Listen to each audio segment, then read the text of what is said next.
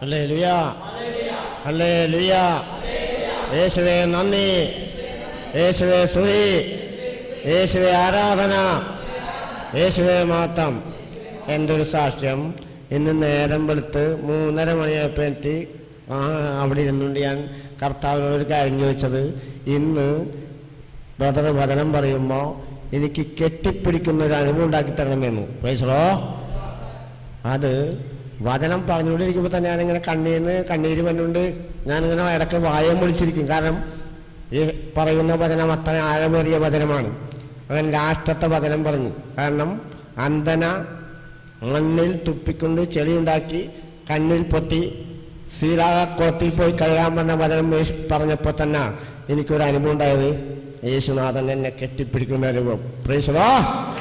Hallelujah, hallelujah. അത് ശക്തമായൊരു വചനം. അത് കേട്ടപ്പോൾ തന്നെ എനിക്ക് ഭയങ്കര മേലോടി വന്നു. യേശുവിനെ അത്ര വലിയ സ്നേഹം നമ്മളോട്, മനുഷ്യനോടുണ്ടാകുന്ന സ്നേഹം അത്യധികമാണ്. കേട്ട വചനം മുഴുവനും വിടുതലവാളാണ്. അത് മൂർച്ച കൂടിയതാണ്.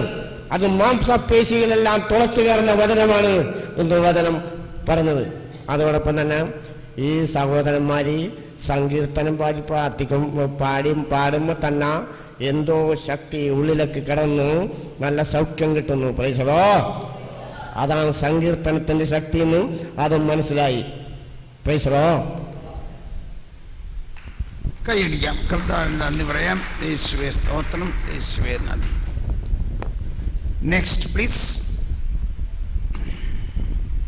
ട്രാക്ക് മാറ്റിക്കോ.